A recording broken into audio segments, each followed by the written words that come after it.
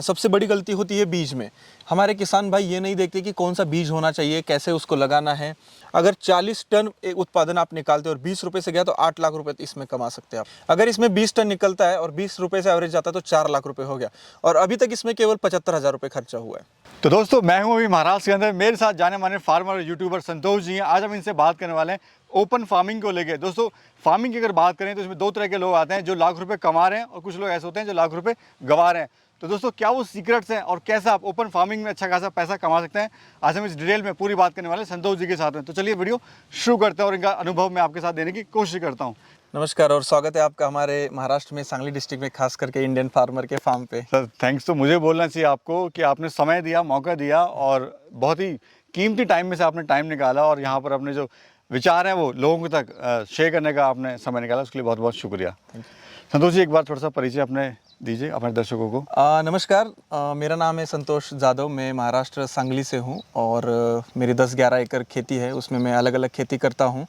मैं जनरली टमाटर, capsicum, grapes, खीरा, उसके बाद गन्ना, ऐसे 4-5 मल्टी क्रॉप करता हूँ। अलग अलग क्रॉप इसलिए मैं करता हूँ क्योंकि हर क्रॉप में अलग अलग रेट मिलने के चांसेस होते हैं। हम हर बार एक ही क्रॉप लगाएंगे और उसमें रेट नहीं रहेगा, मान लीजिए 8 महीने 7 महीना, तो हमें वहाँ पे बहुत नुकसान हो सकता है। और मैं एक छोटे से गांव से हूँ, लगभग पिछले 10-15 सालों से खेती कर रहा हूँ। उसके साथ साथ मैं कंटेंट क्रिएशन भी कर रहा हूँ। मेरा एक यूट्यूब पे चैनल है इंडियन फार्मर नाम से, और उस पर हम लगभग 8 साल से काम कर रहे हैं। संतोष जी, आपकी जर्नी बड़ी इंटरेस्टेड रही है जी। पहले आप फार्मर थे, फिर आप यूट्यूबर बने, फिर आप फार्मिंग कर रहे हैं। मतलब जर्नी कैसे आपने फार्मिंग को छोड़ा नहीं लेकिन अभी नहीं। और वहीं कुछ लोग इसको छोड़ देते हैं, मतलब बोर हो जाते हैं, उससे इनकम नहीं आती है। तो आपने इसको एक अलग लेवल पे हम देख रहे हैं, यहाँ पे फार्मिंग आप कर रहे हैं। तो क्या सर, दो तरह की फार्मिंग कर रहे हैं, एक अच्छा कमा रहे हैं लोग और दूसरे फार्मिंग से लोग हट रहे हैं। रीज़न क्या है सर, क्यों वो लोग अच्छा कमा रहे हैं और क्यों हमारे जो फार्मर हैं इससे पीछे हट रहे हैं? देखिए, जो अच्छा कमा रहा है ना, उसके पास अच्छा एजुकेशन है। फार्मिंग में सबसे बड़ा गैप एजुकेशन का है, क्योंकि लोगों को सटीक नॉलेज नहीं है कि किस टाइम पे क्या करना चाहिए, हमारा मार्केट कैसा है, हमारे पास के मार्केट में क्या बिक सकता है, वो देख के लोग नहीं लगाते हैं। हमारे यहाँ पे भेड़ चाल की तरह होता है। अगर एक फार्मर ने खीरा लगाया और उसको ढेर सारा पैसा मिल गया तो उसके पीछे सभी लोग खीरा लगाएंगे। ये नहीं सोचेंगे कि चलो हम थोड़ा खीरा भी लगाते हैं, तोरई लगाते हैं, करेला लगाते हैं, या हमारे पास के मार्केट में क्या चीज़ की डिमांड है, डिमांड सप्लाई का स्टडी नहीं करते हैं। ये तो नॉर्मल एजुकेशन हो गया। उसके अलावा जो फार्मिंग एक्चुअल करना है, मतलब सीड बोने से लेके हार्वेस्टिंग तक का जो भी होता है, जैसे ड्रिप इरिगेशन है, इरिगेशन सिस्टम है, फर्टिलाइजर्स है, कैसे देना है, इस सब के बारे में बहुत कम नॉलेज है। और ये नॉलेज अवेलेबल भी करना है तो वो बहुत दिक्कत है आज के ज़माने में। वैसे मैं जिस टाइम पे स्टार्ट किया था वहाँ बहुत ज़्यादा दिक्कत थी, अभी थोड़ा कम दिक्कत है। मतलब आप अगर गूगल पे सर्च करते हैं, या बहुत सारे एप्लीकेशंस है जहाँ पे आपको एंड टू एंड जानकारी मिल जाती है। बहुत सारी ऐसी टेक्नोलॉजी आई है जो आप फ़ोटो खींच के भी रोगों को पहचान सकते हैं। मतलब अभी थोड़ा ठीक है। अभी सर हम बात करेंगे, आपने जहाँ पे खीरे की खेती करी हुई है, कितने एरिया में करी हुई है, कितना ऐसा प्रॉफिट ले रहे हैं, कितने पेड़ वगैरह, थोड़ा बताइए दर्शकों को कैसे आप कर रहे हैं, क्या क्या तैयारी वगैरह शुरुआत में करनी पड़ती है? देखिए, खीरे की खेती अगर आपको करनी है तो आप 12 महीना कर सकते हैं।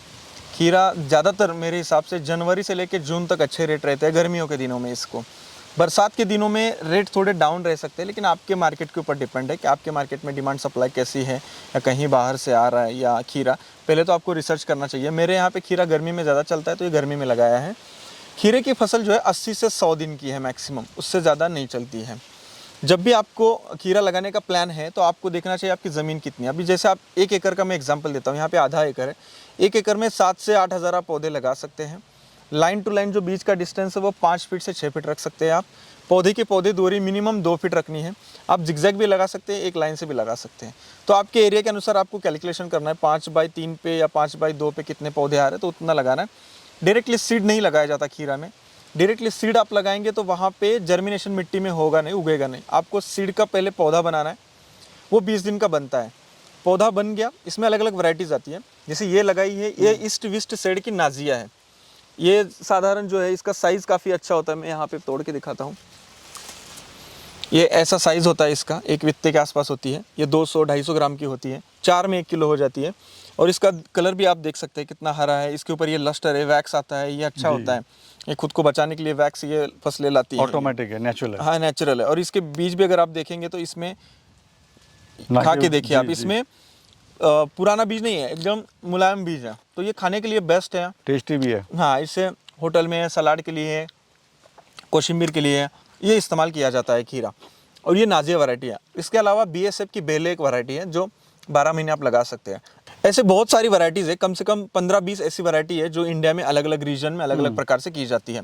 उसमें कंपनियां हैं, जैसे मान लीजिए नामधारी है, सिजेंटा है, BSF है, ईस्ट वेस्ट साइड है। इनके आपको कंपनियों के गूगल पे सर्च करके कौन सी बेस्ट वैरायटी है और वो क्या आपके एरिया में आती है क्या, ये चेक करना और लेना है। सबसे अहम ये है, मतलब सबसे जनरल में गलती आपको बताऊंगा, ज़्यादा डेप्थ में नहीं जाऊंगा मैं कि इसमें क्या पेस्टिसाइड क्या लेना है, क्या फर्टिलाइजर्स देना है। सबसे बड़ी गलती होती है बीज में। हमारे किसान भाई ये नहीं देखते कि कौन सा बीज होना चाहिए, कैसे उसको लगाना है। बीज को ग्रो वैसे कोकोपीट में नर्सरी ट्रे में बड़ा करना है। जैसे थोड़ी देर पहले आपने देखा कि हमने कैप्सिकम की नर्सरी कैसे आई थी, या पिकाडोर मिर्ची मैंने आपको दिखाई थी, उसका ट्रे में कैसे बना था। तो वो नर्सरी लेके लगाना पड़ता है। अगर आप डायरेक्टली बीज लगाते हैं 6000, तो उसमें से 3000 उग गए, 3000 आपका लॉस हो गया ना। तो 3000 को भी स्प्रे करना है और 6000 को भी स्प्रे करना है, तो वहाँ पे आपका पोटेंशियल लॉस हो जाता है काफ़ी। तो किसान भाइयों की यही गलती होती है कि स्टडी कम पड़ता है। अगर आप खीरे की खेती करने जा रहे हैं या कोई भी वेजिटेबल की खेती करने जा रहे हैं, तो आपको पहले डीपली स्टडी करना होगा उस फसल के बारे में। उस फसल को कौन से फर्टिलाइजर्स लगते हैं, उस फसल को क्या स्प्रे करना पड़ता है, और हम रेसिड्यू फ्री फार्मिंग कैसे कर सकते हैं, यानी कि केमिकल अंश मुक्त। केमिकल का स्प्रे हमें करना है, लेकिन वो केमिकल का दिन होता है, 4 दिन बाद 5 दिन बाद उसका अंश निकल जाता है। अगर ये खीरे को आपने आज स्प्रे किया है और इस खीरे को 24 घंटे का अंदर खाते हैं, तो केमिकल इसमें रहेगा ना, उसका अंश निकल जाना चाहिए। तो ये आपको फॉलो करना होता है रेसिड्यू फ्री फार्मिंग में, क्योंकि आने वाले समय में रेसिड्यू फ्री फार्मिंग सबसे बड़ा होने वाला है। क्योंकि ऑर्गेनिक फार्मिंग आप 100% कर नहीं सकते और उसमें उत्पादन नहीं आएगा और पैसा नहीं मिलेगा। रेसिड्यू फ्री फार्मिंग में आपका बेस्ट है कि वो खाने लायक रहेगा और बेस्ट रहेगा। और खीरे की खेती में आपको 1 एकड़ में, मैंने आपको बताया 6 से 8 हज़ार आप प्लांट लगा सकते हैं। खीरे का प्लांट जो है, आप जितना अच्छा ग्रो करते हैं उतना अच्छा उत्पादन देता है। 30 टन 40 टन प्रति एकड़ उत्पादन आता है। अगर 40 टन उत्पादन आप निकालते हैं और 20 रुपए से गया, तो 8 लाख रुपए इसमें कमा सकते हैं आप। जी। और मिनिमम आप पकड़ लीजिए 20 टन पकड़ लीजिए, मैं 40 का छोड़ ही देता हूँ, आधा पकड़ लीजिए आप। इसमें अभी 10 टन निकल चुका है आधे एकड़ में, 8 टन निकला है अभी, बट मेरा अंदाज़ा इसमें 15 टन तक हार्वेस्टिंग होगा। और ये अभी 55 दिन के आसपास ये फसल हो चुकी है। अगर इसमें 20 टन निकलता है और 20 रुपये से एवरेज जाता है, तो 4 लाख रुपए हो गया। और अभी तक इसमें केवल 75,000 रुपये खर्चा हुआ है। खर्चा भी नहीं है। खीरे की खेती ऐसी है कि कम खर्चा और जल्दी चालू हो जाती है।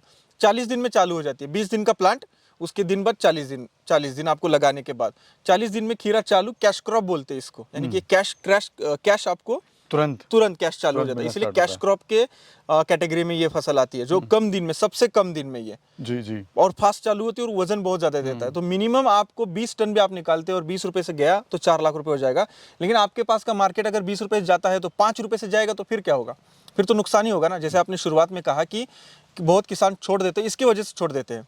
वो 5 रुपए से बिकता है, फिर प्रोडक्शन कॉस्ट भी नहीं निकल पाती है। और 20 टन निकालते हैं, 5 रुपए से बेचते हैं, तो अगर आपका केवल 1 लाख रुपए होगा फिर 20 टन का, 50,000 हुआ आपका 5 रुपए से 1 टन 10 टन का। तो इतना अगर कम रेट से बिकेगा तो आपको लगाना ही नहीं है। आपको आपके पास के मार्केट से देखना है कि एवरेज क्या भाव मेरा यहाँ पे खीरा जा रहा है, तुरई जा रहा है, करेला जा रहा है, बैंगन जा रहा है। वर्कआउट करना पड़ेगा मंडी का। एग्जैक्टली और उसके हिसाब से लगाना है। उसके हिसाब से कि सर्दी में जाता है कौन सी फसल, या फिर बरसात में कौन सा जाता है, गर्मी, उसके अकॉर्डिंग हमें पूरा प्लानिंग करना पड़ेगा। बराबर, कोई भी फसल हो। और उसके बाद फिर देखना होगा क्या मेरी मिट्टी वैसी है क्या मेरा क्लाइमेट वैसा है क्या खीरे के लिए। अगर आप कहेंगे कि मैं एप्पल यहाँ पे उगाता हूँ, क्या आ सकता है? क्या नहीं आ सकता ना, एप्पल नहीं आ सकता यहाँ। राइट सर, जैसे आपने कहा कि अभी 6 लाख रुपए 7 लाख रुपए आप इसे कमा सकते हैं। सर दूर से देखने में बड़ा इजी लगता है फार्मिंग, लेकिन एक्चुअली इसमें है नहीं। तो कठिनाइयाँ क्या क्या आती हैं वो भी थोड़ा बताइए। हार्ड वर्क बहुत है, कठिनाइयाँ बहुत है। आपको खुद को ज़मीन में, मिट्टी में उतरना पड़ेगा, मिट्टी में काम करना पड़ेगा, सीखना पड़ेगा फार्मिंग के बारे में। फार्मिंग का नॉलेज इकट्ठा करने के लिए बहुत हाथ पाँव मारने पड़ेंगे आपको। कठिनाइयाँ सबसे बड़ी ये है कि क्लाइमेट चेंज बहुत अचानक से हो जाता है। आज धूप है तो कल बारिश हो जाती है, और बारिश में आपकी फसलें ख़राब होती है, डिजीज़ बहुत जल्दी आ जाते हैं। पेस्ट कंट्रोल में भी दिक्कत आती है। पेस्ट कंट्रोल जो इंटीग्रेटेड पेस्ट मैनेजमेंट होता है, जैसे कि ट्रैप लगाना हुआ, जैसे आपने यहाँ पे देखा येलो ट्रैप, स्टिकी ट्रैप लगाने पड़ते हैं अलग अलग ब्लू वाले, या ग्लास लगाने पड़ते हैं जिसमें पेस्ट ट्रैप होते हैं। तो ये सब सीखना पड़ेगा आपको। सबसे बड़ी दिक्कत तो यही है, क्लाइमेट चेंज और डिसीज पेस्ट मैनेजमेंट और न्यूट्रिशन मैनेजमेंट। न्यूट्रिशन में यानी कि हम सुबह शाम दोपहर को खाना खाते हैं ना, वैसे इसको भी जब पानी देते हैं उस टाइम पे इसको जो लगता है nitrogen, phosphorus, potash, micronutrient, secondary nutrition, ये सब देना पड़ता है। और ये देने के लिए आपको वो सीखना पड़ेगा। कोई भी डॉक्टर जब एमबीबीएस करता है उसके बाद ही ऑपरेशन करता राइट सर, राइट राइट। है, वैसे ही है। मैं सर यहाँ पे जानना चाहूँगा आपके थ्रू, आप इतने सालों से सक्सेसफुली फार्मिंग कर रहे हैं, कुछ लोग इसको छोड़ देते हैं सर, वो कहते हैं कि फार्मिंग तो बेकार है, इसको करना ही बेकार है, इसमें कोई फ़ायदा नहीं होता, सब बेवकूफ़ बनाने वाली बात है, कुछ और धंधा वो जॉब वगैरह पकड़ लेते हैं। तो उन लोगों के लिए क्या कहना चाहते हैं, क्योंकि ऐसे लोगों के लिए आप रोल मॉडल सेट कर रहे हैं अपना? मेरे हिसाब से एक सही प्लानिंग होना चाहिए फार्मिंग में। अगर आपके पास सही प्लान है तो आप कभी फेल नहीं हो सकते। देखिए, फार्मिंग का एक गणित है, हर 3 साल में आपके 1-2 साल, 1 साल तो ऐसा जाएगा जहाँ पे आपको नुकसान होना ही होना है, ये तय है। क्योंकि कभी फ्लड आ जाएगा, कभी मार्केट डाउन रहेगा, कभी कोविड जैसे आपदा आ जाएगी, या जैसे अभी वॉर चालू है ऐसे वॉर जैसा कुछ आ जाएगा, वहाँ पे मंडियाँ क्लोज हो सकती है, कुछ भी हो सकता है। अनप्रिडिक्टेबल है हर चीज़ फार्मिंग में, प्रिडिक्टेबल कुछ नहीं है, प्रोबेबिलिटी वाला, संभाव्यता वाला गेम है यहाँ पे। मतलब प्रिडिक्शन आप नहीं कर सकते कि मुझे 100 रुपए किलो या 50 रुपए किलो मिलेगा। अप एंड डाउन तो रहेगा। तो इसमें आपको एक ही चीज़ जिता सकती है, कंसिस्टेंसी और कम खर्चे में ज़्यादा उत्पादन लाना। ये 2 चीज़ें आपको टिका सकती है। और जो भी फार्मिंग में आ रहे हैं और जिनको पैसा कमाना है, उनको यही करना पड़ेगा, कम खर्चा, ज़्यादा उत्पादन, और वो फसल की कंसिस्टेंसी से आप क्या लगा रहे हैं कि नहीं आपके फार्म पे। आपने एक बार खीरा लगाया, लॉस हो गया, तो फिर दोबारा लगाया ही नहीं, पता चला उस बार रेट आया था, ऐसे होता है। तो आपको कंसिस्टेंसी से लगाना पड़ेगा साल भर, तब आप पैसा कमा सकते हैं। अभी सर बात कर लेते हैं मोटा मोटा, अगर 1 एकड़ से हम शुरुआत कर रहे हैं तो एवरेज अगर रेट चले साल का तो कितने इनकम ले सकता है और कितना खर्चा इसको आएगा लगाने में पूरा सेट को? खीरे की अगर खेती की बात, खीरे के बारे में अगर हम बात करें तो आप इसको साल में कम से कम 3 से 4 बार, 3 बार तो ले ही सकते हैं। 100 दिन की फसल है, 100 300 दिन हो गए, 65 दिन ऊपर के आपने गैप डाल दिया, 20-25 दिन 20-25 दिन हर बार। एक बेड को आपको पहली बार प्रिपरेशन करना हो एक बार में, तो आपको रोटर चलाना पड़ेगा, प्लाव चलाना पड़ेगा, फिर मल्चिंग लगाना पड़ेगा। इसका टोटल खर्चा होता है फसल चालू होने तक 70,000 रुपये 1 एकड़ का। और फसल चालू होने के बाद फिर आपको वो फसल पहली चालू हो जाती है 40 दिन में, उसके बाद 60 दिन चलाना है आपको, और फिर 60 दिन का आपको फिर कम से कम 1 लाख रुपए खर्चा होता है। तो 1.5 लाख रुपए 100 दिन में मैक्सिमम खर्चा है आपका, 1.5 से 1.25 लाख रुपए तक। 1.25 लाख रुपए में आप कितना यील्ड निकालते हैं उसके ऊपर डिपेंड है। 20 टन निकालते हैं, 30 टन निकालते हैं या 40 टन निकालते हैं। अगर एवरेज की बात करें सर, एवरेज 20 टन, एवरेज लेके चल रहे हैं अभी हम, एवरेज 20 टन पकड़ लीजिए। 1.25 लाख रुपए आप खर्चा कर रहे हैं पूरे होल साइकिल में 100 दिन के आसपास का। तो ऐसे 3 बार आप ले सकते हैं। तो 1.25 3 बार खर्चा करना पड़ेगा आपको। हर बार अगर आप 20 टन निकालते हैं और वो 20 टन 20 रुपए से जाएगा तो हर बार 4 लाख रुपए होगा। और 4 लाख रुपए में 1.25 लाख रुपए, मैं कहता हूँ 2 लाख रुपए माइनस कर दीजिए, तो हर बार आपको 2 लाख रुपए मिलेगा। हर फसल में 2 लाख लिए तो 3 बार कितना हुआ? 6 लाख रुपए हुआ। 2 तो साल में 1 एकड़ में आप 3 बार खीरे को रोटेशन में लेते हैं तो 6 लाख रुपए कमा सकते हैं खर्चा निकाल के। इतना आसान नहीं है, मेहनत करना पड़ेगा उसके लिए। मेहनत वही है ना कि आपके पास स्ट्रेटेजी होना चाहिए, इरिगेशन के लिए ड्रिप होना चाहिए, मल्चिंग जैसे यहाँ पे बिछा है वो होना चाहिए, ये तारबास पंडाल का सिस्टम होना चाहिए।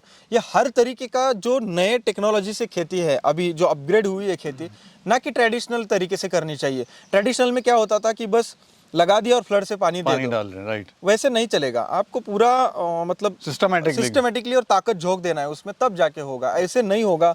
अगर आप देखिए, कोई भी बंदा जॉब करने जाता है, पहले 12वीं तक पढ़ाई करता है, फिर ग्रेजुएशन करता है, फिर कोई कोर्स करता है, कोर्स करने में भी खर्चा होता है, डिग्री डिप्लोमा करता है, उसके बाद जॉब करता है ना।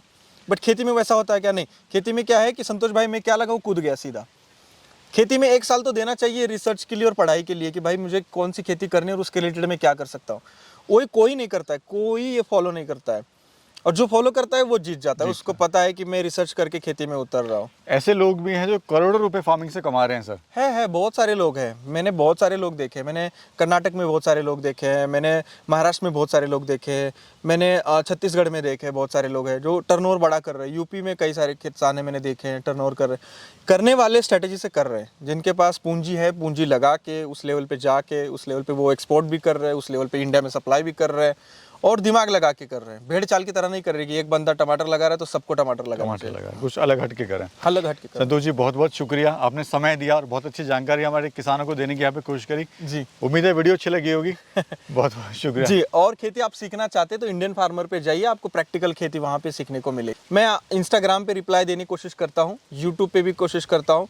अगर और कनेक्टेड होना है तो हमारा यूट्यूब पे मेंबरशिप प्रोग्राम है, मैं लिंक भी शेयर कर दूंगा, मैं डिस्क्रिप्शन के अंदर आप देख सकते हैं। हाँ, वहाँ पे ज्वाइन का मैं डाल दूंगा। इसके अलावा हमने एक टोमेटो पे कोर्स भी बनाया है, ग्रेट सर, 4 घंटे का कोर्स है। उसमें आपको टोमेटो के बारे में बुआई से लेकर कटाई तक सब जानकारी वो भी देख सकते हैं। पूरे कोर्स आपको मिल जाएंगे डिस्क्रिप्शन के अंदर। हाँ, डिस्क्रिप्शन में सारी डिटेल डाल देते हैं। Thank you sir, thank you very much.